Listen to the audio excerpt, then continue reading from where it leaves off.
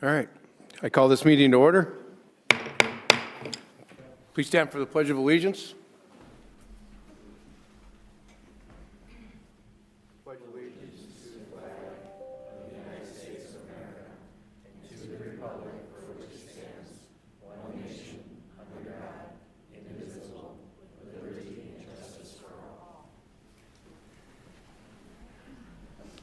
Thank you all for attending this evening. Will the city clerk please take city council attendance? All council members are present, Mr. Mayor. City Attorney Vince Jones is on the conference call line. All right, thank you. Item 3, approval of the agenda. Entertain a motion to approve the agenda. So moved. Second. Moved and seconded. Is there any comments of the agenda by the public? Comments, questions by council? Please call the roll. Specker, Aye. Tiltonburn, Aye. Wendell, Aye. Avery, Aye. Doran, Hager, Aye. Niemeyer. Aye. Item 4, open forum. In order to provide equal access to all during the open forum and public comment portions of the meeting, each individual is offered comments shall not exceed the allotted 3-minute period. The podium light turns green to yellow when there is 1 minute remaining. Your time for comment is expired when the podium light turns red. Is there any member of the public who wishes to address the council on an item not listed on tonight's agenda?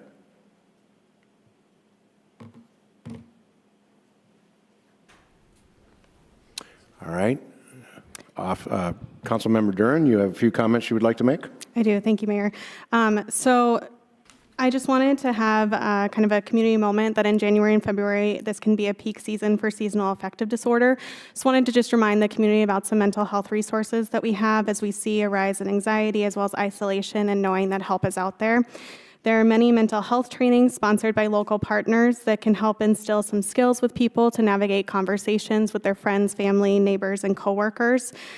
We also have resources like the Helpline Center and 211 that you can look online or you can call to find local counselors or events or programs and supports for you. And then a reminder that you can always call crisis hotlines such as 988 for 24/7 help. We also have private resources and community partners like the Ivy Center that does have emergency after hours phone call for you, and those resources are available for free for anyone. And we have an event coming up hosted by the Mental Health Coalition, Resilient Communities, and United Way on February 18th from 8 a.m. to 1 p.m. It's a free event called Stronger Together, Building Assets for Brookings, a Day for Suicide Prevention. You can find more information by just going on United Way's Facebook or website. So just want to remind everyone that help is out there for those experiencing any mental health issues. Thank you. Thank you, Bree. On to item 5, consent agenda. Action on the consent agenda. Are there any items to be removed from the consent agenda? Entertain a motion to approve the consent agenda. So moved. Second. Is there any public comments on any of the items on our consent agenda this evening? Council, any comments, questions? Please call the roll. Tiltonburn, Aye. Wendell, Aye. Avery, Aye. Doran, Hager, Aye. Niemeyer, Aye. Specker. Aye. So item 6A, report from SDSU Student Association. I invite Anna Hunt, our SDSU Students Association Government Affairs Chair, to come forward. Good evening. Yesterday and Sunday, our Students Association attended SHED, or Students for Higher Education Day, at the Capitol. We had a great time. We met with the Governor, Lieutenant Governor, and the Secretary of State, Monet Johnson. Our Student Federation also met while we were there, and we got to hear about everything that the schools and the Board of Regents were working on. A couple of them are looking for new presidents, so we got to hear about that search as well. And then one of them is doing a GAF reallocation just like we are. Our GAF reallocation survey is live. It's been live since last Monday, and it'll close on Friday. And we are about 86% of the way there for all of our votes, and we're looking for about 2,500 yes votes, and we're about 86% of the way there for that. And then our Government Affairs Committee will be meeting this Thursday. We have to discuss House Bill 1133, which was just added to the LRC website on Sunday while we were at the state capitol. And then just things to look forward to this week, the wrestling team has a luncheon on on Wednesday at Cubbies, and then women's basketball plays NDSU on Saturday, and men's basketball plays Kansas City right following, and Saturday is also our junior day as well. End of report. All right, questions for Anna? Anna, can you elaborate a little bit on 1133, what the concerns may be on that particular item? Yeah, so House Bill 1133 effectively removes the requirement for a permit to conceal carry on campus. So it's constitutional carry on campus, which just changes House or Senate Bill 100, which was passed just last year. All right. Thank you. At this time, we have no contracts or change orders. We do have some first readings. Item 8A, introduction and first reading on ordinance 26-003, an ordinance amending Chapter 70 in the solid waste of the Code of Ordinances of the City of Brookings, South Dakota. John is going to present this item. Yep, unfortunately, Charlie tonight is under the weather. So I said I'd step up and help him on this. Let me get to it here. Good evening, Mayor, City Council members, John Thompson with Public Works. Item 8A is an introduction and first reading of ordinance 26-003 that proposes a prohibition of e-waste and lithium batteries disposal at the Brookings landfill. Currently, there is no e-waste regulations in the state of South Dakota. However, there's several municipalities have already implemented restrictions throughout their areas, and then there's also a lot of states that already have e-waste bans at all landfills. So the next slide. So why would we want to recycle this type of stream? E-waste is estimated to make up approximately 2.7% of all landfill waste. So here in Brookings, we receive approximately 60,000 tons per year. So if the percentage is right, that means we're landfilling about 1,620 tons of e-waste per year. There's better things to do with that. If we recycle it, it saves on landfill airspace, extends the life of our landfill. Within the e-waste, there's a lot of hazardous materials, something like cadmium, lead, and arsenic. If we get that out of the waste streams, these heavy metals pose a significant environmental and health risk, so it's important that we properly manage them and dispose of them properly. Number 3, reduces landfill fires. We've had a couple fires since I've been here for the past 3 years. The majority of those fires are caused by either lithium batteries or electronics. Getting those out of that waste stream and disposed of saves us too on the fires. And then 4, sustainability. Per the EPA, about 98% of the components within e-waste are recyclable. So we need to go do our part and recycle those as best we can. Next slide, please. Our operations plan, we're going to have a designated site at the landfill for customers to come out. They'll be on asphalt at all times. There's no driving in dirt. The tipping fee is going to be set for 100% cost recovery. So what it costs us to run this program is going to be received by those fees. Our recycling companies it's American Recycling out of Lincoln, Nebraska. They were the closest ones that we could find that would come up to take unsorted e-waste from us, but they are charging us a fee for that.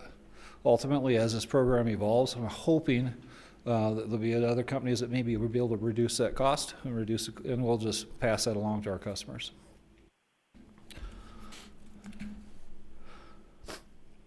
Next slide, please. Go back one. Okay, I did cover all that. Sorry. Next slide. This slide, it kind of shows us what are acceptable items and what's not acceptable. Most common are going to be your TVs, your old computers, some of your printers, keyboards, routers, stuff like that you have laying around at home. We will not accept any type of medical equipment, anything with mercury in it, thermometers, thermostats, stuff like that, or fluorescent bulbs in this program.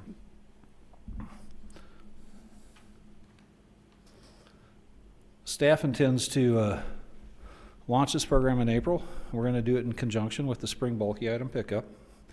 To promote the new service, we're going to start a marketing campaign in February, starting real heavy in February, and we're planning to offer a 1-week free amnesty event during this spring bulky item pickup time. I'd like to mention a couple things for our customers. Number 1, this ordinance will change e-waste collection, right? Because so in previous years at the spring cleanup, we collect the TVs off the curbside. Now, they'll be excluded from the bulky item pickup going forward. Number two, although it's already banned in our ordinance, e-waste in carts, if we see them in the carts, like a cart overfilled right now, or even with e-waste going forward, we're going to put a tag on that cart, and that cart won't be picked up for that week's service because we can't couldn't collect those e-waste from those carts. So hopefully that makes sense. Second reading of this ordinance will be February 10th, and that concludes presentation for right now. I would stand for any questions. All right. Thanks, John. Is there any public comment on this item to this evening? Obviously, we have a second reading yet, but if there's any comments or questions this evening? Council have any questions, comments? Councilmember Specker? John, just out of curiosity, on fluorescent bulbs, is that hazardous waste drop-off only, or can they currently go in the landfill? So the fall in August, the household hazardous waste event, yeah, we do not accept any type of electronics at that event, but you'll see that in a lot of jurisdictions. You'll combine that household hazardous waste with an electronics-free disposal of, and that's something we may be able to consider. It's just going to be the financial side of it. Right now, that is only for what's underneath your sink. Yeah, but you have the fluorescent bulbs as things that are not accepted, so... Oh, I'm sorry, I'm getting death.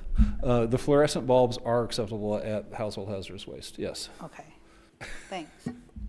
But they are not as electronics, correct? No, electronics would not be at this time. All right. Councilmember Tilton Burn. Thank you for bringing this forward. I think that this is going to be a really great program to try and get some of the e-waste out of our landfill so that, like you were talking about, some of those heavy metals aren't kind of contaminating things and mitigating some of that risk while increasing sustainability. My question is, you'd mentioned that we will provide the free 1 week during the spring bulky item pickup. Will that be an annual free option, or are we doing that just the first year to sort of see how that works and then potentially charge in years? We were intending to do it the first year, like to see where the costs go with us, and if possible, I'd love to be able to do it every year, but it's just going to be depends on, at the landfill, in 2023, I want to say, we started the solid waste master plan. With that came a very in-depth financial tool, and that we're following that financial tool heavily. If we can find some money and it doesn't cost that much, we'd love to be able to do that, but at this time, it'd be only for this announcement of the program. Yeah. As we evaluate that, I hope that one of the things we'll look at is if having e-waste not be part of bulky item pickup, if that would reduce the time that it takes for staff to go out and do a lot of that pickup, since a lot of those items do tend, like TV and computers and whatnot. If there's a reduction in the amount of time that it takes to collect everything, that could be seen as a savings as well. And so potentially maybe the way that we can help facilitate an annual free e-waste drop-off. My other question is, you had mentioned that e-waste is not currently allowed to be just freely placed into the landfill, and that there'd be tags on carts in the future. Are there any other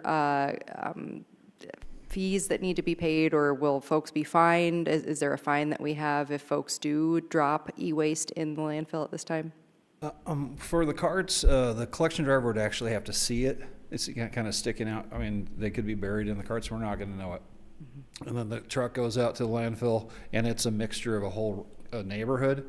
We really can't do anything with that. If you self-haul a truck out there and we see tires or refrigerator or e-waste in it, you'll be charged for those. And that's the same with like our commercial customers right now. If they haul in and they dump and we see count 2 or 3 tires, we'll radio to back down to the scale house and they'll be charged for those tires. There's no fine or anything. It's just we'll charge them for the fee that they should be paid. Great. Well, again, thank you for bringing this plan forward. I think between the hazardous waste event that we do, this e-waste, I think there's just a lot of great things that we're doing to try and mitigate some of the negative things that could possibly happen out at the landfill and increase our sustainability. So thanks for the work that you and your team are doing. Appreciate it. Councilmember Hager. I have a couple of questions. I remember when I was doing orientation and we were briefly talking about this issue and how you wanted to get this going, that a lot of the companies that accept these different items make sure that, even if you've deleted everything off your laptop or desktop, they do destroy the hard drive. Is that correct? And could you just elaborate a little bit on that for folks? Yeah, American Recyclers, what their intent will do is anything on the e-waste that they pick up, they'll send us a certificate of destruction on the way back. They physically destroy all the hard drives. Even though I would still recommend anybody who's getting rid of their laptop or anything, pull your hard drive out. I mean, there's got a lot of data in it, and then you can destroy that take some aggression out. Sounds like a plan. And then my other question is going off of Councilmember Tilton Burns' line of questioning, where obviously you could have some e-waste in the bottom of somebody's green cart. And so I know that there's, different mechanisms in place to try to ensure that doesn't happen, not picking up carts, not accepting these types of things at the landfill. But in your experience in researching these types of programs, knowing that there's typically a public information campaign that has to go along with this, what's the effectiveness of just simply putting this ordinance in place and eliminating the e-waste in the landfills? You have to have that social media. You have to have that marketing going out there, and it needs to be continuous. You're always going to still get items that should not be in the carts. People will still have a tendency to do that, and it's really tough to lock down on that. But I think the best we can do is a good faith effort on the marketing campaign and get it out in front of everybody's face. Yeah, we have a great social marketing We do. team and public information office, so I think they can keep getting those reminders out there. So hopefully the compliance just gets better and better. Yep. Thanks so much. Thank you. All right, any other questions, comments? All right, as John said, we'll have second reading on that on the 10th of February. Item 8B, introduction and first reading on ordinance 26-004, an ordinance to change the zoning within the city of Brookings. Lot 1 of Clark Second Addition from an agricultural A district to an industrial I-1 light district. Mike Struck, our community development director, will present this item. Thank you, Mayor and members of the council. Ordinance 26-004 is a rezoning for a 51-acre parcel on the east side of the community, located near the intersection of 6th Street and 34th Avenue. This property was recently annexed here in the past year, and the property owners are wishing to pursue industrial development out in this particular area. So they're proposing to rezone it from ag to a I-1 light industrial district. It is consistent with our future land use map that designated this area as a business park, light industrial area. It's comes to you with a unanimous recommendation from the Planning Commission for approval, and the Development Review Team recommends approval. I'd stand for any questions you may have. Thank you, Mike. Is there any public comment on this particular item? Council have any questions or comments at this moment?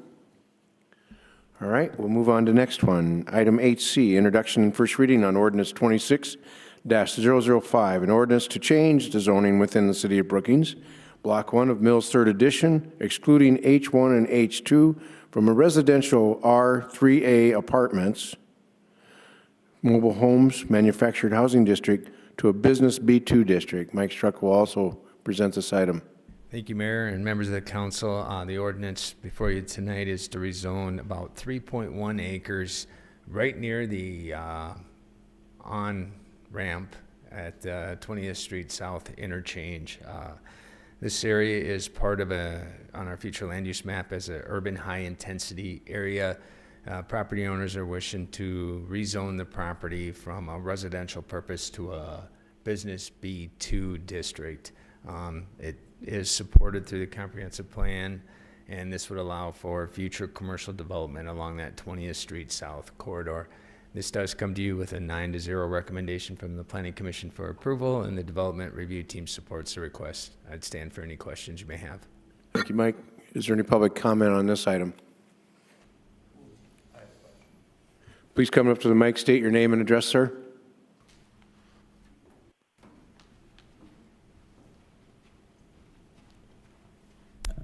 Luke Davidson. Just a simple question. If the city rezones this area, do they have to provide another area, rezone a different area to provide apartment, mobile home, manufactured housing? Or will we just lose another mobile home area within Brookings? Currently, sir, just so you know, currently there's nothing on this land now. And so, I mean, we're not taking away from something. It's obviously is part of an area that has R3 right now, right, Mike? Yes. Is there a map located? There's not. All right. So Well, we'll make sure that we do have a map up for next week, or next meeting, so that people can identify where this is at. But it's basically right as you do the southbound off-ramp. So it's kind of quite a ways away from everything else. yeah, so it's currently undeveloped R3A property. But to speak directly to the question, if you change the zoning on something, they're not required to replace that land elsewhere in the community. So Sufficient? All right. Council have any questions, comments? All right. Both of these items also will be on the second reading, will be on the February 10th. Now, we move on to second readings and public hearings. We do have a public hearing and action on a special event and temporary alcohol beverage, and Bonnie Foster will present this item. Mayor and council members, St. Thomas More Catholic School has applied for a special event temporary alcohol license to hold a St. Patrick's Day event fundraiser on March 21st. The location would be at the school on 8th Street South. Staff recommends approval. Marissa Kessler is present this evening if the council has any questions for her. All right, thank you. Entertain a motion to approve. So moved. Second. Open the public hearing on this item. Is there any public comment? This is the time for you to advertise if you choose to. All right. Close the public hearing. Council questions, comments? Please call the roll. Wendell? Aye. Avery? Aye. Doran? Aye. Hager? Aye. Niemeyer? Aye. Specker? Aye. Tilton Burn? Aye. Motion passes. We on to 9B, public hearing and action on ordinance 26001. An ordinance amending Chapter 74 on the streets, sidewalks, and other public places of the Code of Ordinances for the City of Brookings. Charlie Richter, our city engineer, will present this item. Good evening, Council. As your city engineer, I'm here to present the second reading to the revision of Article 4 of Chapter 74, Streets, Sidewalk, and Other Public Places in the city's Code of Ordinances. This revision will establish a formal policy and amend ordinance to establish permit and licensing procedures for contractors and entities working within the city's right-of-way. The city currently utilizes an excavation permit for work within the right-of-way, but it lacks clarity and enforcement. Permits such as these are common in municipalities. After researching how other municipalities structure their permits for right-of-way work, Public Works is proposing to replace the excavation permit with a new right-of-way permit that will establish the following. A time frame when a permit must be applied for. This ordinance proposes that all permits must be applied for at least a minimum of 2 days prior. Currently, there is no time frame, and many permits were applied for the day of or during construction. This will allow the proper entities to become fully aware of the disruption with this work. A requirement for a traffic control and detour plan, if applicable. This will help Public Works determine the impact of the project and allow the city to notify the public, if necessary, to the disruption to service. And it will also establish penalties when work within the right-of-way occurs without a permit. A fine of $250 for the first offense, $500 for the second offense, and $1,000 for the third offense. Over the past 5 years, I've had to stop numerous contractors who are working without a permit. It will also establish a warranty period, which will be reduced from 5 to 3 years, which aligns with industry standards. It will also restrict permits to be issued from April 15th to November 15th unless deemed necessary as an emergency to prevent trenches from staying in gravel for long periods of time over the winter.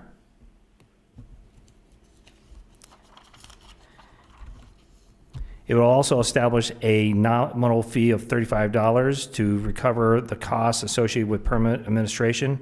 This cost will be partially offset with the removal of the plumbing license fee requirement that will be discussed later on.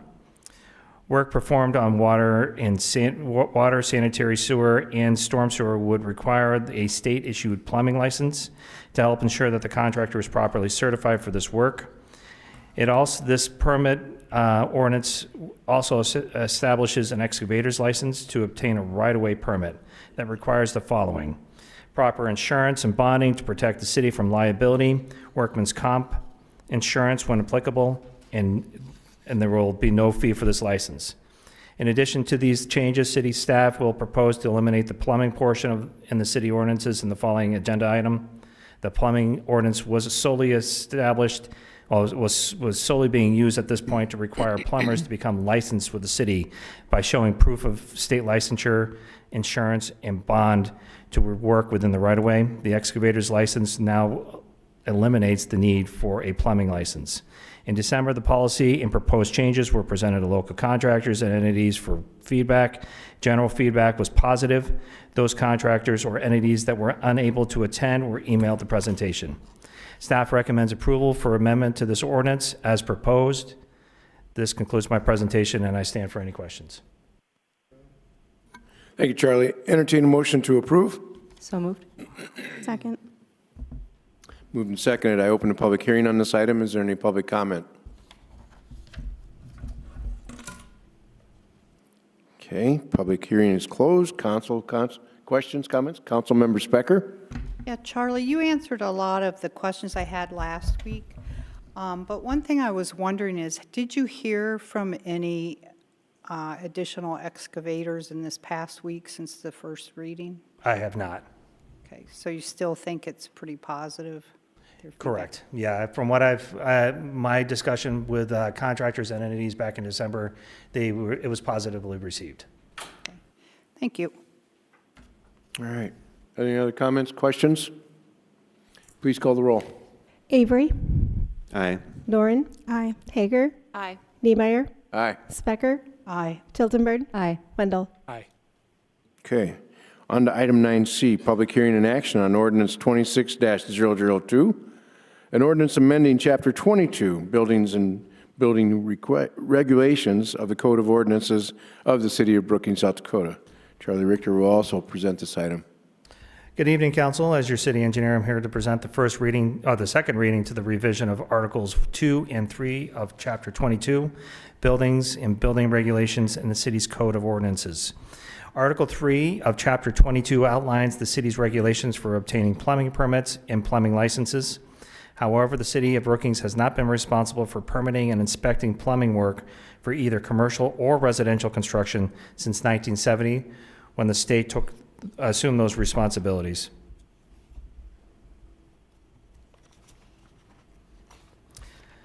With the state assuming responsibility over licensure and permitting, the plumbing ordinance is now solely used at this point to require plumbers to become licensed by the city.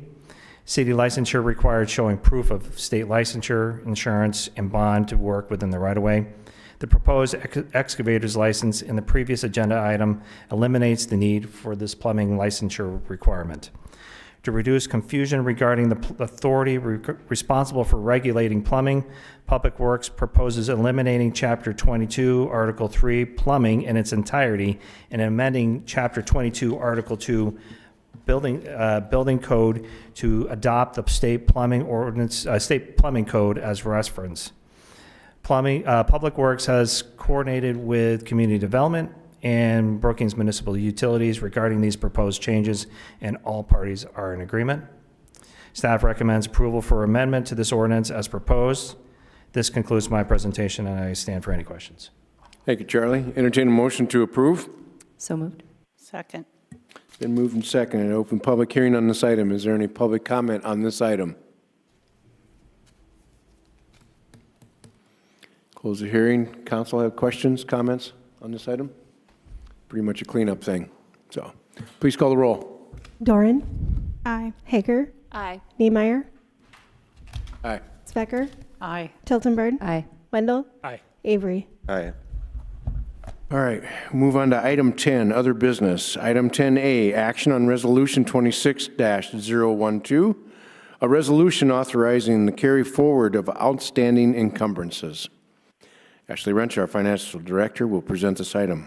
Thank you, Mayor and members of the council. This is Resolution 26-012, authorizing the carry forward of outstanding encumbrances from 2025 to 2026.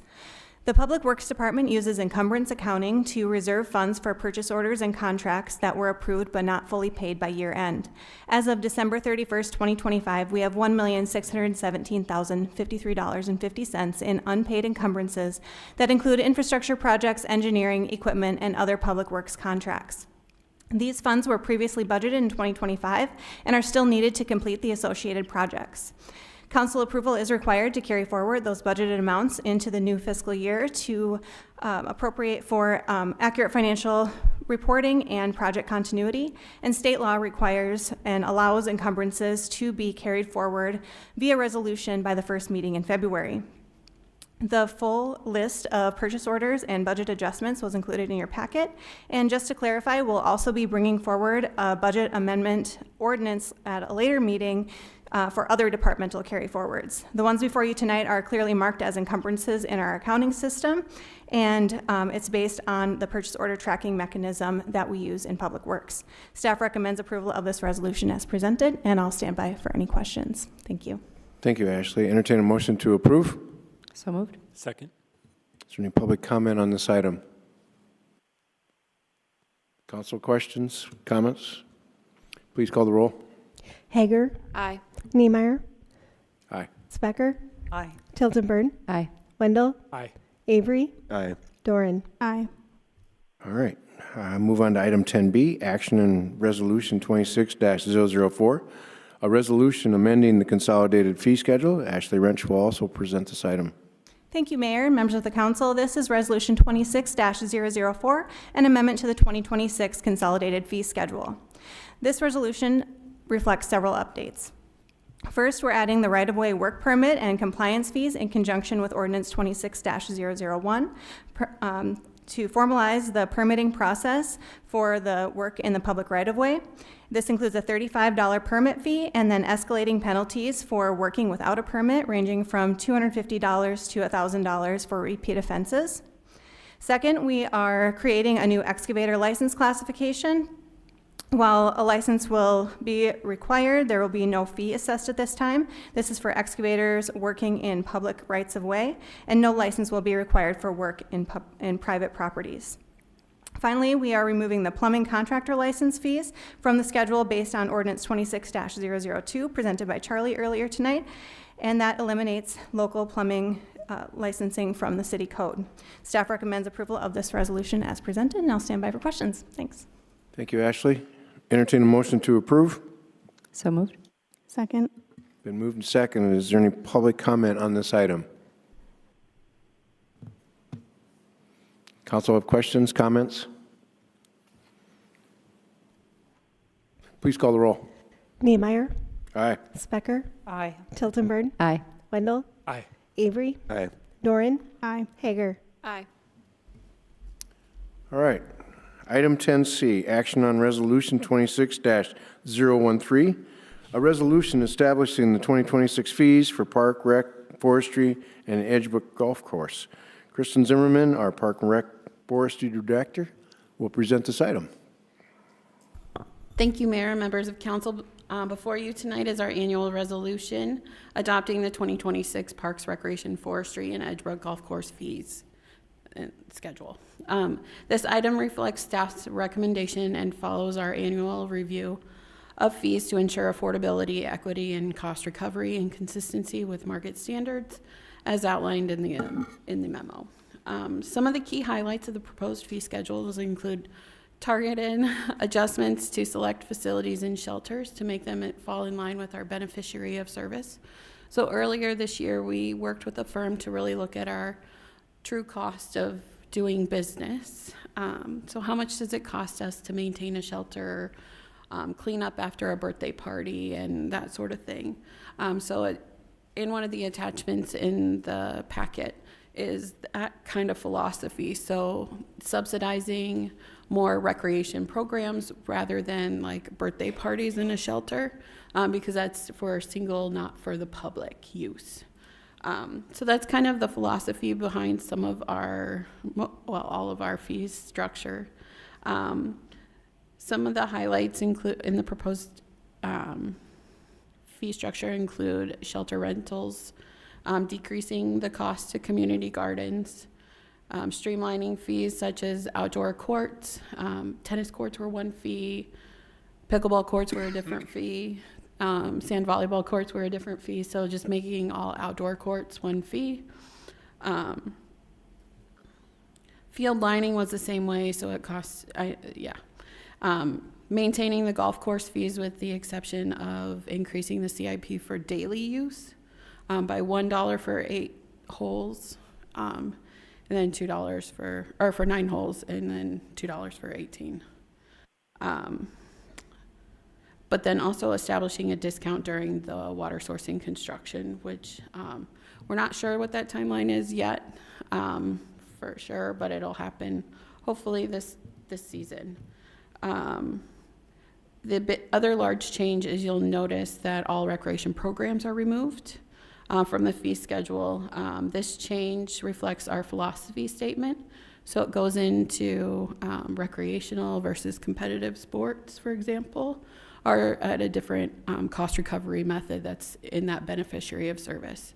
The reason those were also removed is those fees fluctuate based on instructor, based on different, mainly instructors. So we need to keep those fees as flexible as possible so we can keep them as affordable as possible. The Parks and Recreation Advisory Board reviewed the proposed fees and supported staff's recommendation with one exception. The board discussed the ongoing water sourcing project at Edgebrook and suggested increasing the CIP fee for golf memberships to help address the long-term infrastructure needs. Since the park board meeting, the Brookings Country Club and other golf courses released publicly their rates, and to maintain our competitive nature within our community. At this time, staff is not recommending to increase the CIP so that we can remain competitive while still maintaining strong participation at Edgebrook. Overall, the proposed fee structure before you reflects a balanced approach, supporting fiscal responsibility, maintaining accessibility for residents, and positioning our facilities and programs to remain competitive and sustainable. Staff will continue, of course, to monitor operational costs, market conditions, and long-term capital needs, and bring forward any adjustments as appropriate in the future. Staff recommends approval of the resolution as presented. Thank you, Kristen. Entertain a motion to approve. So moved. Second. Been moved and seconded. Is there any public comment on this item? I have a question on the... Please come up to the mic and state your name and address, sir. Thank you. I'm Todd Sumner. I had a question on the water project.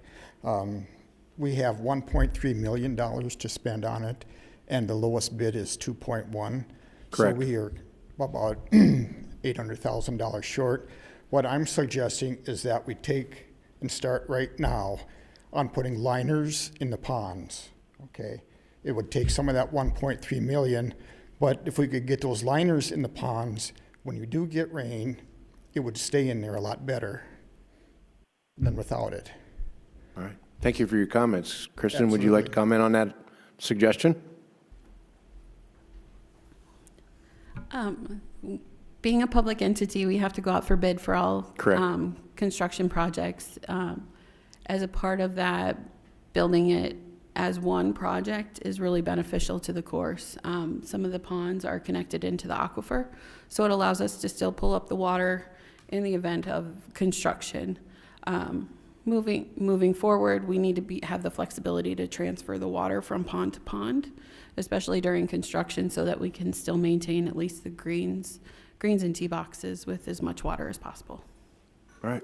I would also recommend that once you have a timeline and have spoken with the engineers, maybe we have a work session so that the public can understand what the proposed project is and maybe respond to this question as well.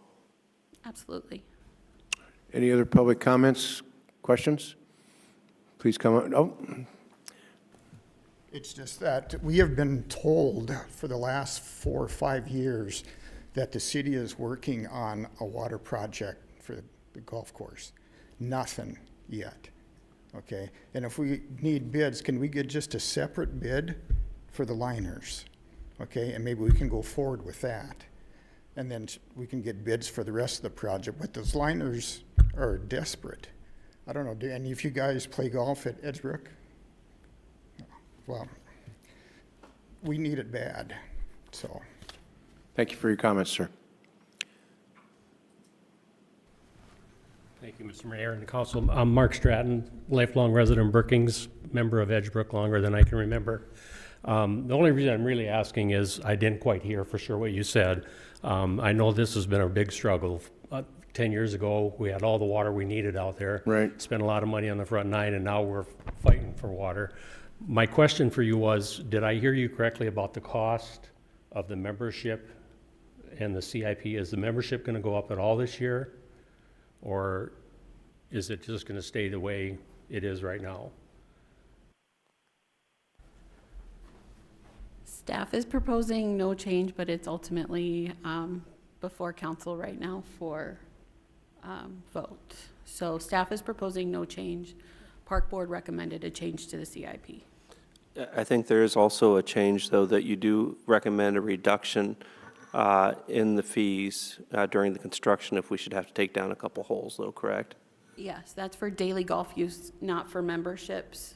So it's just greens fees, not cart fees. I try to be intuitive about our fees that we charge. If I can, just so that I would just ask you to consider not raising the membership fee at all.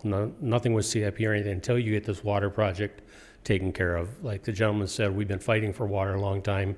It is a little discouraging, and I think it would be kind of a slap in the face to us if we still don't have water and then you increased our rates again. So I'm just asking you to consider not raising our rates this year. Thank you. Do I understand right, the membership fee was being raised also? Just the green fees for the CIP, right?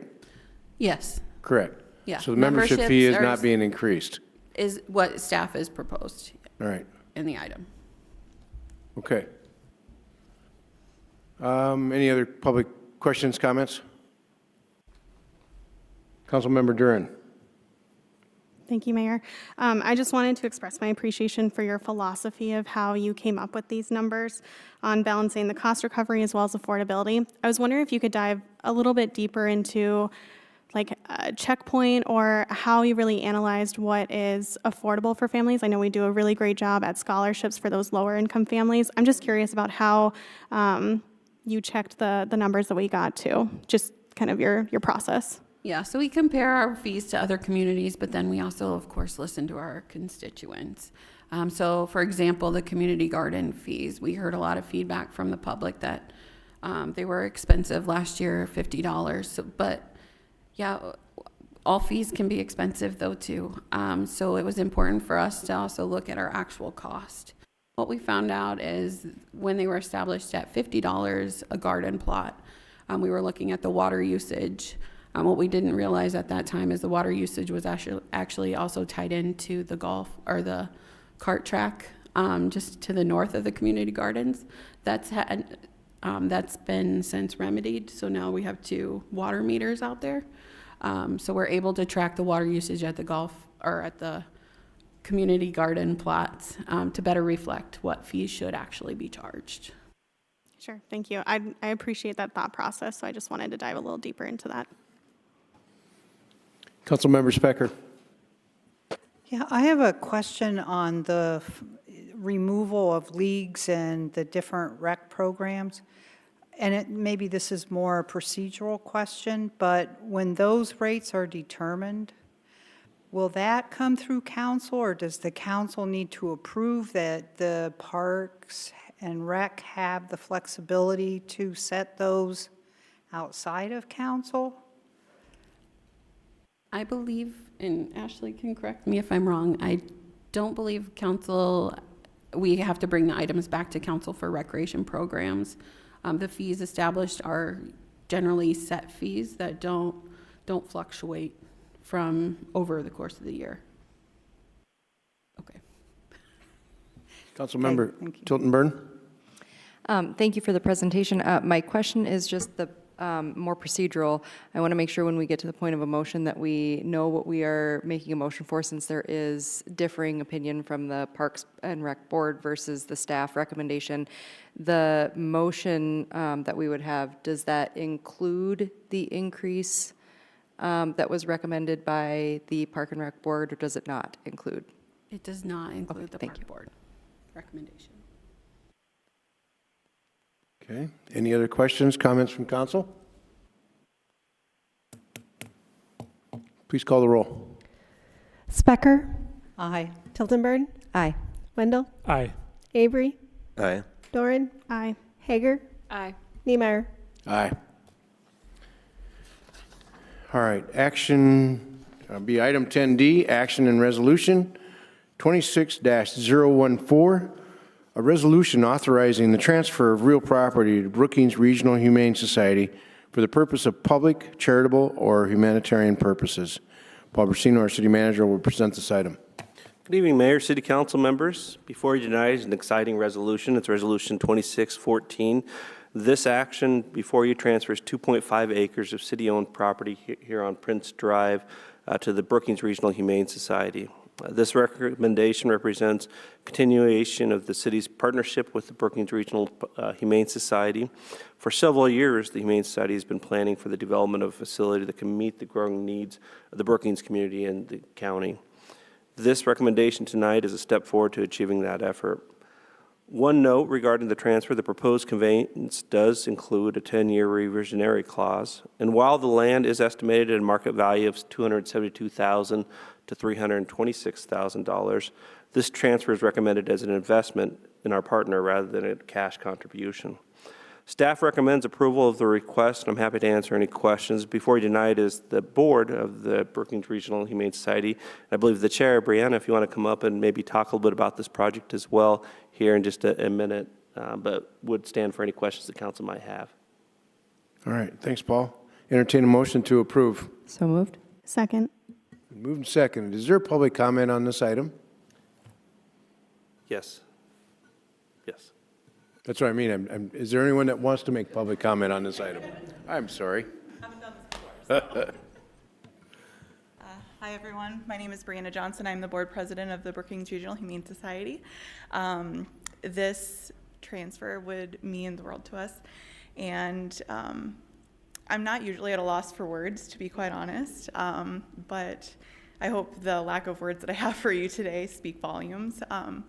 This would open doors that are currently shut to us, and would open, it would blow the doors off of all of our plans, for our future plans, and our hopes and dreams for the organization and the community that we serve. So I really urge you to consider this, and I really appreciate your consideration for our future and for the community of Brookings. I would add that you've been planning this project for quite some time. You've engaged architects in this process, and can you talk a little bit about your timeline and process for the public to understand if you're ready? Yeah, absolutely. So we've worked since 2018 basically with the city of Brookings in various ways, but one notably is through animal control contract. So we currently serve a big role for their services as well. But yeah, we've kind of hit a stopping point with the amount of animals that we can care for in a given year. We try really hard to make room for everybody, but our facility is just too small. We have to rent it, which impacts our financials quite considerably. And it is just time to upgrade. And so everything hinges on getting a new plot of land for ourselves to call home. So we've, like Paul mentioned, we've talked to architects in the past and are currently working with them about what something might look like for us. We've also obtained a capital campaign consultant through a firm called BWF, who has been really wonderful and helpful. Looking forward to a capital campaign in the future to finance our facility on this property if that were to happen. So we've done financial analysis as well as a facility needs assessment, which basically made sure that what we wanted at a shelter was actually what we needed. So we can go forward knowing exactly what we need out of this shelter, exactly where the funds are going to come from, that kind of thing. I hope that was good. That was perfect, Brianna. My first meeting with the city Brookings was regarding the Humane Society and the need for a capital project. So it's neat to see this come to fruition. I know this is just a step in the process, but it's been very exciting engaging you guys over the past 8 years, and then most recently here over the last year or 2 years to bring us to this point. And this is just one step. So very excited for you guys and for the community of Brookings. But with that, I would open to answer any questions council might have for us or for the Humane Society. All right. And do we have any other public comment? All right. Councilmember Tilton Burn.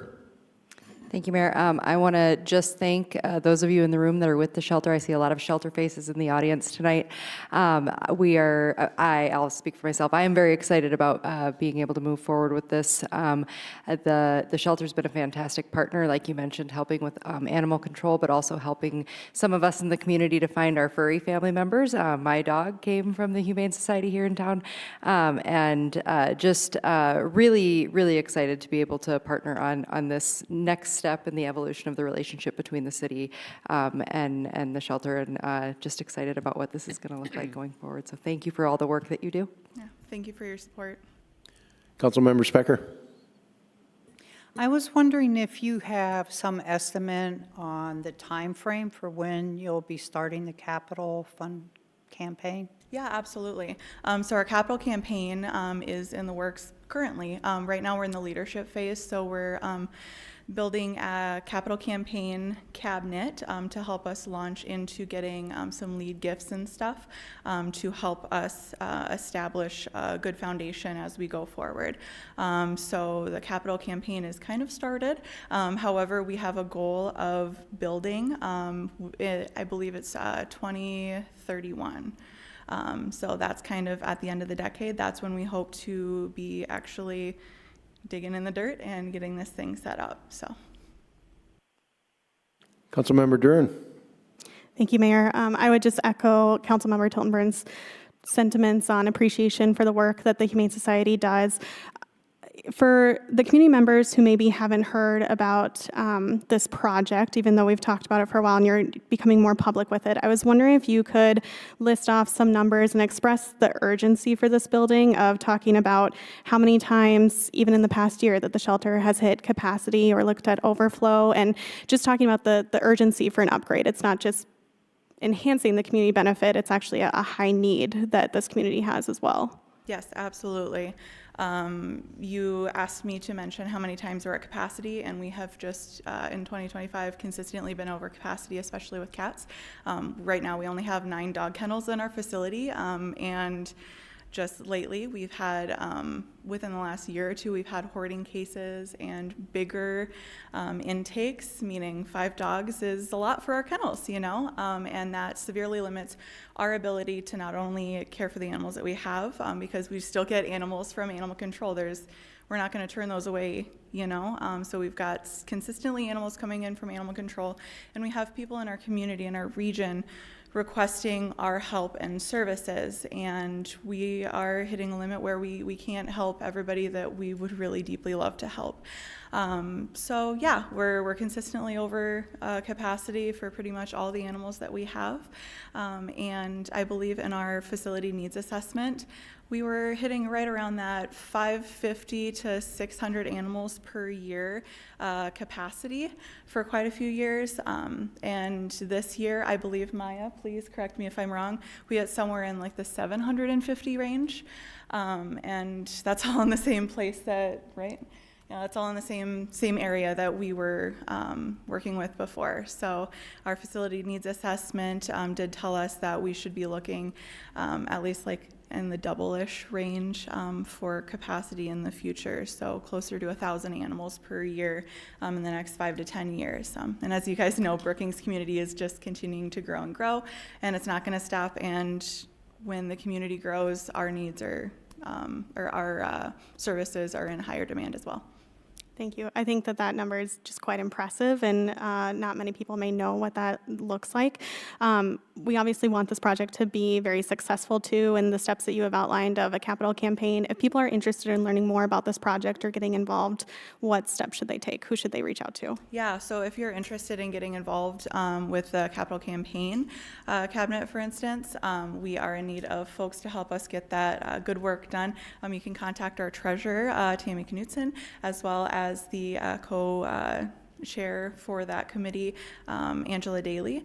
You can always reach out to the Brookings Humane Society in general, and all those people there know exactly who to get you in contact for the board.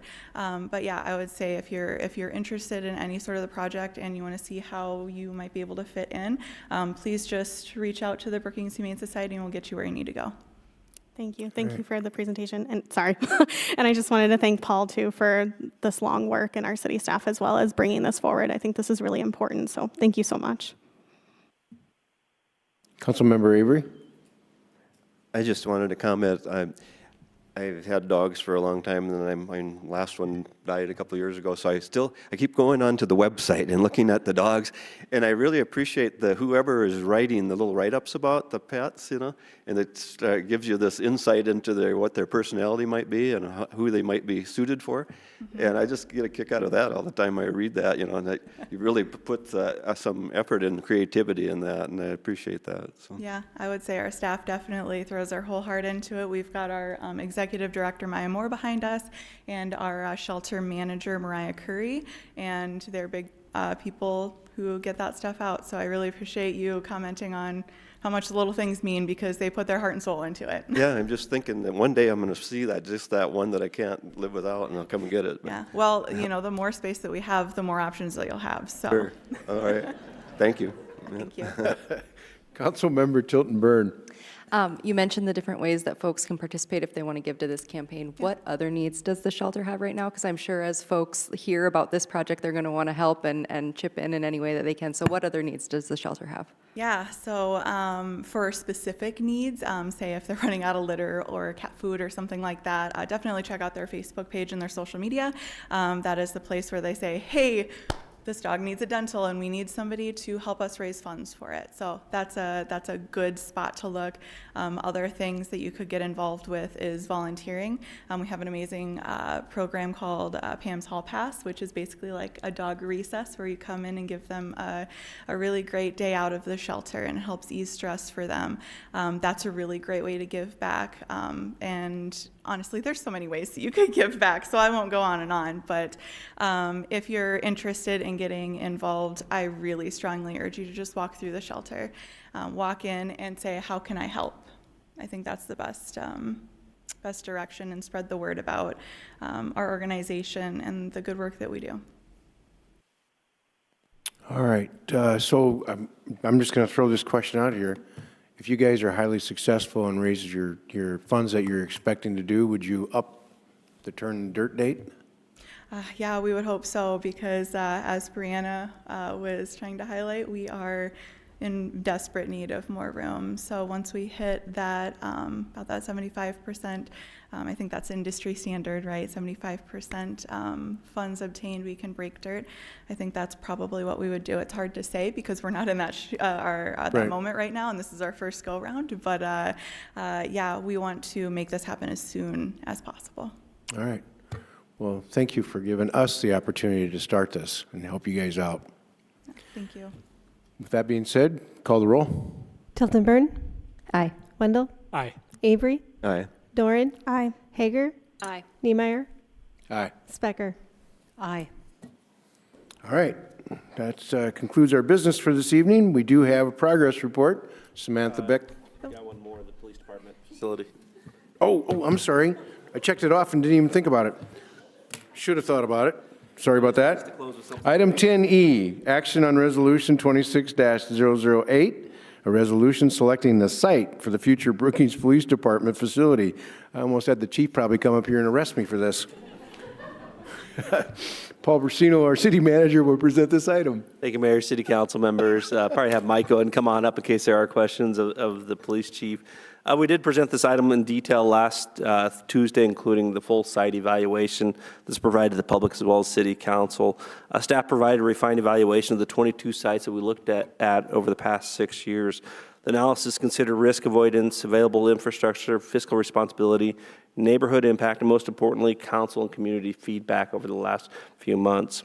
Based on the refined analysis, staff recommends proceeding with the development of the city-owned facility and site either on the Dakota Bank Center site or the Weiss property site. This areas are located east of I-29, and the resolution is constructed in a way for you to decide which site you would like us to proceed with if it's one of those sites. Both sites do meet operational needs, address public input that we've heard, provide long-term value for the community of Brookings. The recommendation does avoid additional costs of long-term debt associated with purchasing land. In response to concerns raised about visibility and access, the proposed plan includes maintaining the downtown police presence through a satellite office within the new fire department, and then continuing the sector-based patrolling that the police chief talked about last week as well. At this point, staff is seeking council determination on the site, and once direction is given, the next steps would include design, cost refinement, and potentially construction in 2027 based on the timeline. With refinement last night, with last week's presentation, we have the presentation available tonight if you want to look at any of the slides, discuss further any of the information that is provided. But staff does recommend council determine the future site for the Brookings Police Facility either on the Weiss or the Dakota Bank Center with action tonight.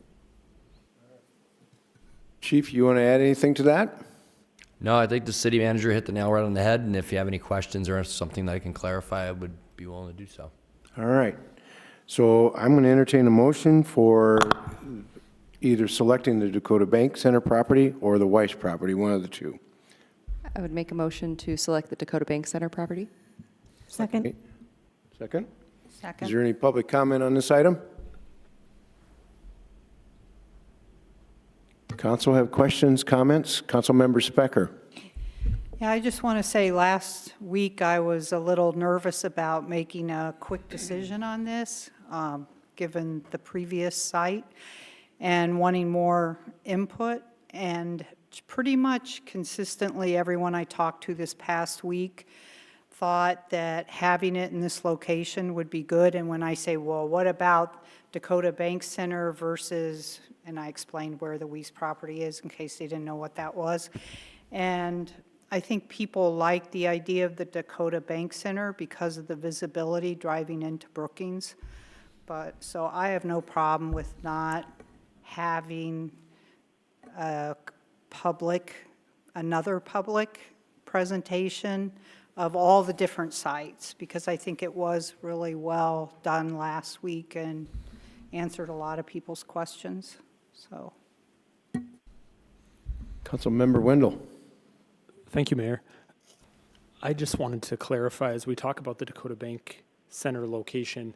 I think last week we had discussed, whether or not we're committing to sort of the southern part of that property that is right along Highway 14, or if we're just saying Dakota Bank Center and it could be north of the existing facility, it could be in a couple of different plats, but somewhere on that city-owned Dakota Bank Center property is sort of what we're confirming tonight. Is that everybody's kind of shared understanding? Yeah, I think right now the motion, or at least what I understand, is to look at that southeast portion of the Dakota Bank Center side. If council is opposed to that, it'd be good to hear from council tonight. But with that said, my intention, because we haven't completely explored the site with the design staff, we just know that the site would work in any of those areas, is to explore those two front sites and potentially the back site to see what is most optimal for infrastructure, location, accessibility by the public, and make sure and hear the chief's concerns or thoughts for opportunities there as well.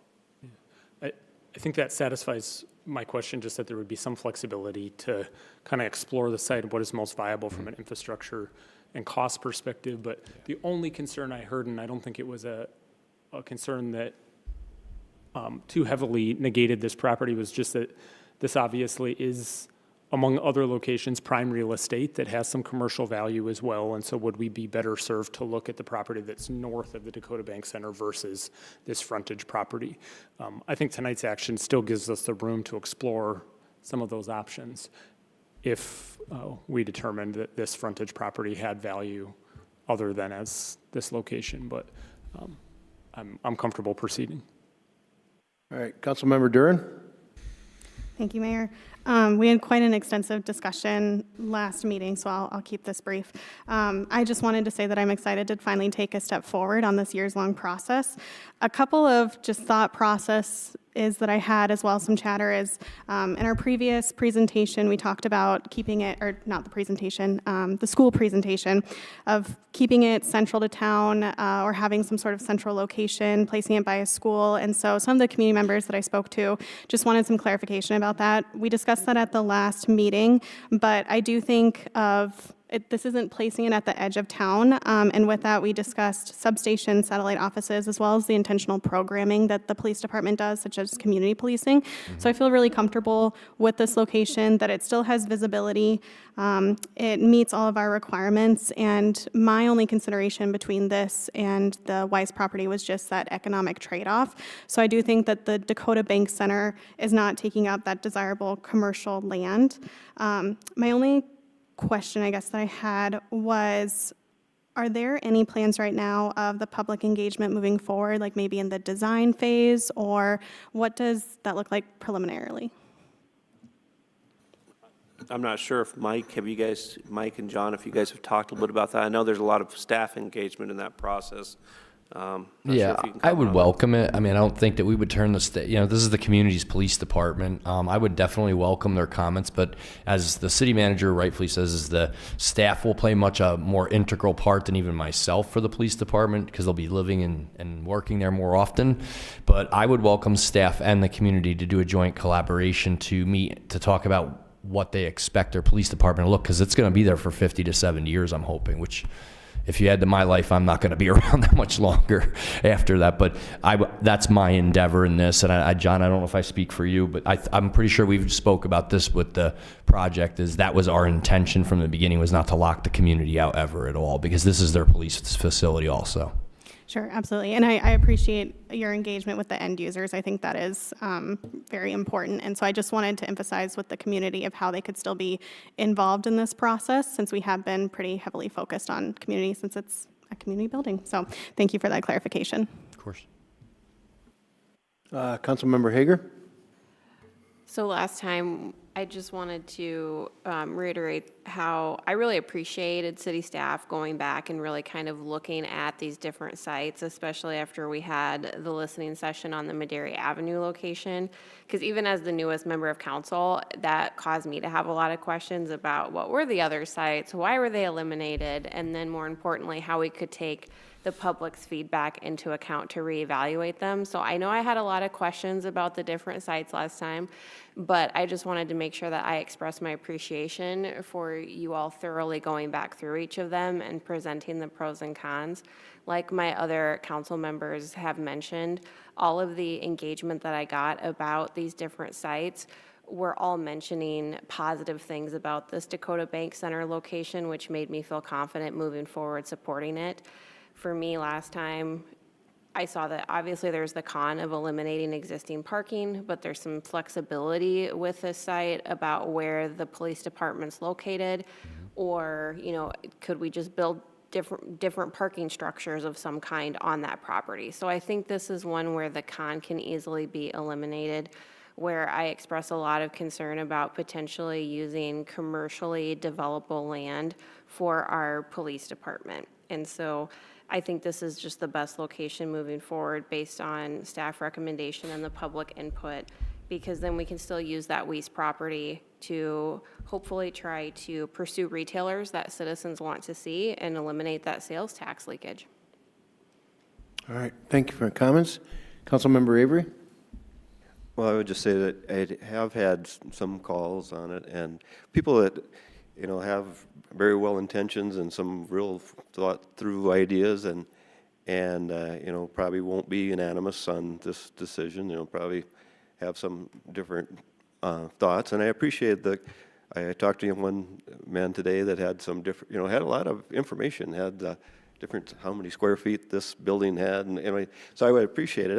I told him, I said, I really, you've really done the research, you really have some good ideas, but we probably will go a different way, I just, so I know there'll be people that'll be disappointed in what we do. There'll be people that'll be disappointed no matter what decision we make. I guess that's part of making decisions, but I know the one thing is, the first thing you hear usually is it's so far away, and, we've had the discussions that, well, our officers aren't anchored to that police station, and you will look at where the police station is now, it's not really in an ideal location to be close to anything but maybe the downtown area, but it's, it's completely on the west edge of town, and so that's not ideal either, and you got the railroad, you got the elevator, a lot of different negatives about that.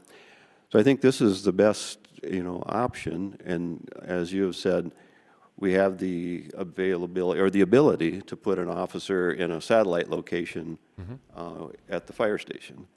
So that's another thing. I think that we've talked about all the possible negatives, and I think everybody's on the same page now that we have to move forward, or if we looked for everybody in the community to be unanimous, we would never move forward. So, Appreciate that. Thank you. Councilmember Chilton Byrne. I just want to thank staff for the work that's been done on this, and then also thank the members of the community that reached out with feedback and comments about preferred locations. I did receive several comments, and I would say the overwhelming majority was in support of this Dakota Bank Center location. And so I think it is, in the feedback that I've received, it seems to be the preferred location amongst our community. And so very excited to move forward and take a step forward in this process, because in all of the years that I have been on council, this has been a high priority on our list, and so to finally see some progress on this is really great. So congratulations to you and the rest of the department, because this will be a great step forward. Appreciate that. All right, any other public comments? Council member questions, comments? I just want to make a few comments about this. I want the public to know that we've already squirreled away $18.5 million for this project. The project has become more expensive every year that we've pushed this off, and we will have to do some bonding on this, but not as much as other cities have put themselves in as far as financial bondage, I guess is what you want to call it. But we will have borrowed less money for this project because we've taken the due diligence to set aside money for numerous years in a row for this eventually. Paul, could you give us a little bit of a timeline as to how this is going to probably look? Yeah, actually, I'll ask John to come up. John has been leading this effort. John, if you could give a little bit of timeline. I know if council takes action tonight, we also have items coming forward here in the next month. Because we are distancing the police facility from the fire facility, we have to go out for a new construction manager. That will take about a month or two process. But in that time frame, we'll be doing design work. What is that design work timeline? Ultimately going to bid, and then construction and construction completion. Okay, John Thompson, Public Works. Paul's right. Next agenda item is February 10th, I want to say, council meeting.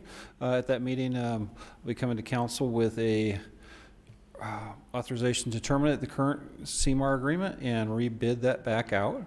That will take us through March, April, by the time we have a construction manager at risk back on board. Currently, right now, everything's on pause, both the fire station and the police station. I want to make that clear. We've been on pause since December on this. So by April, if we have a construction manager back on risk, we'll retain our existing architectural firm with this and our existing owner's rep. We'll get things start rolling back again. That schematic design, which is we haven't vetted the police station that much, so we're still really in a conceptual schematic design. That's going to probably take us all the way through the fall of this year, and then our hopes are by winter get through the design phase of it to be able to go out and bid this thing out in the wintertime, so we could start construction in 2027. which will run all the way through probably 2028 by the time substantial completion is done. At the same time, we have the fire department. Fire department has been very well vetted. We have minor work left to do before we get through the design phase of it. And if we have appropriations, we could move forward on that, and the fire department probably could start construction late fall this year. Possibly even get a building closed up so they could work through the winter.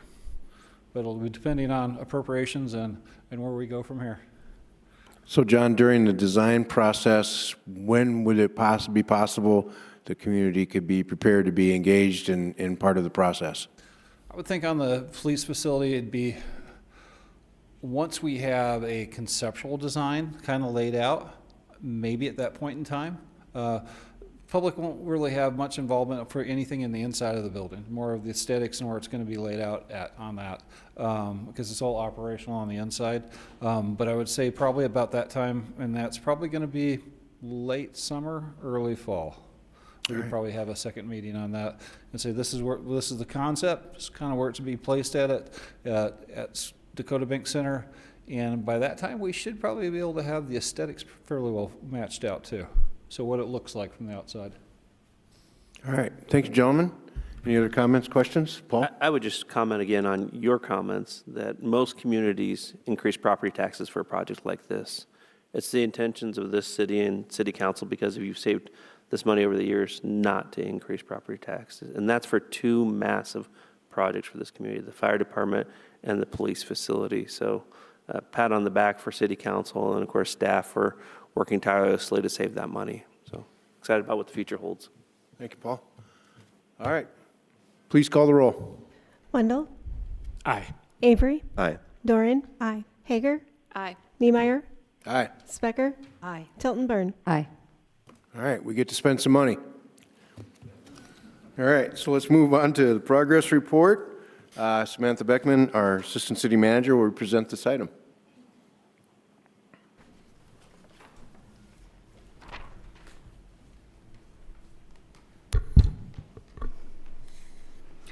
Good evening, Mayor, members of the council. This is the January 2026 progress report.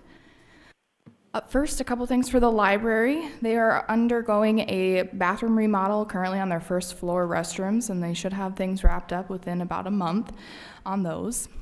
This week, they're also hosting an interactive mystery game, so be sure to check out all of their programs on their website, which is also listed on the screen. And then they were able to get their 2025 statistics wrapped up here, including several things that I'll kind of point out here, but 285,000 total circulations, 72,000 visits, and 1,600 new card holders were issued. So these are just really great numbers to point out here. Last week, you all got a presentation on Onboard Gov, which is the new software system the city clerk's office has implemented for better volunteer management of their maintenance and application systems here. And if you would like, there are several volunteer board applications that are open right now, so be sure to check out each of their web pages and see if there are accepting applications. In the Public Works Department, the Engineering Division has several 2026 projects again this year, including the street maintenance and overlay projects. These projects include resurfacing numerous streets this year, as well as removing the hill at the 20th Street South and Rapid Valley intersection. They'll also continue doing their annual concrete and sidewalk maintenance projects, and the intersection of 20th Street South and 22nd Avenue will have one more round of street widening to help facilitate larger vehicles that are turning, specifically at the east corners of that intersection. There's a couple drainage projects that will be a little bit bigger, the Village Square one and the 15th Street South and 7th Avenue project. And then we'll continue to receive updates on the master transportation plan, as well as a new snow equipment building at the airport. So lots of really great big projects coming up in 2026 here. In the police department, they are keeping busy with community policing efforts that were mentioned earlier. Recently, we had officers from multiple local and state agencies partner with us. There were 38 children and their families nominated to do the annual Christmas Kids and Cop event, which is always a fun one for our officers to participate in.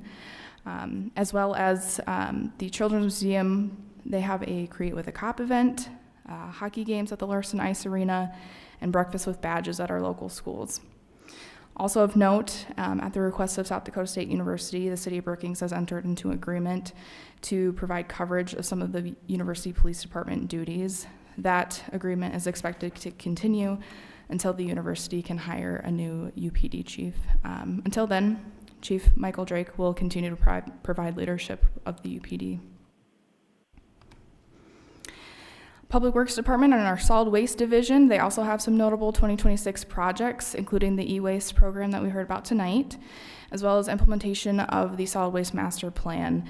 Some of those things include implementing the route optimization study that the SDC students helped us with this last year, adding new GPS software to landfill equipment, and continuing the permitting process for the future expansion of the landfill that will happen down the road. And then they also just received a couple weeks ago their new landfill excavator, which I pulled John before I did this and asked him how much it was, and those large pieces of equipment are very expensive, right? So this one was just over $400,000. In the Parks, Recreation, and Forestry Department, a couple facility updates have been happening at the Golf Course Clubhouse as well as the Arts Council building. The Activity Center is in full swing with their winter activities, so make sure you're checking out their newsletter online. And each week, the Larson Ice Center will host tournaments and special events that see thousands of people coming through every weekend from surrounding states as well as Canada. We've got Frost Fest coming up in February, February 13th through the 16th, so make sure you're checking out the Visit Brookings website and calendar for more information on fun things that you can do around town during those days. And finally, we're putting out a call for volunteers to help assist with the Wall That Heals in June. This is a 3/4 replica of the Vietnam Veterans Memorial Wall, which will be traveling to Brookings over the summer. And if you're interested in helping in any capacity with this project, be sure to contact the Parks and Rec office. The Streets Division, again, some 2026 projects coming up here. They are going to be implementing some new technologies for fleet dash cams and mosquito control programs. They're also going to be looking for efficiencies in winter operations with cross-departmental collaborations and replacement of several large equipment purchases up here as well. And rounding it out, the Dakota Bank Center had 7 events in January. That's my mistake up there, including a pool tournament, which had over 4,000 attendees over multiple days, a gun show, which had over 1,700 attendees, and a dart tournament. And then there are several upcoming concerts in March and April, so make sure you're grabbing your tickets early. And if you have any questions, I can try to answer them, or we have several staff members here as well. All right. Thank you, Sam. Any questions, comments for Sam? Kind of excited about the Vietnam War Memorial coming. That's going to be cool. I think, if I'm not mistaken, it's the only city in South Dakota this time that it's coming to. So consider ourselves special, especially 250-year anniversary for our country also. So, all right. So our next regular meeting is February 10th. Some of the usuals and consent agenda. We will have ex officio reports possibly for BMU and the hospital. And then we'll have 3 second readings on the first that we had tonight. Otherwise, there's nothing else on the agenda right now at this time. Is there anything that the City Council would like to have introduced in future agenda? All right. I would ask that we all kind of watch what's happening with legislature this year. The open carry conceal thing that Anna showed us tonight, it is a concern. We also are being scrutinized on our TIF usage. It might be tougher for us to do some kind of an infrastructure improvement without having our hands tied a little bit with TIFs. So please follow what the legislature's doing this year, and please make comments to your representatives that are our representatives that represent our community. And so with that being said, entertain a motion to adjourn. So moved. Second. All those in favor say aye. Aye. Aye. Meeting adjourned. Thank you for attending.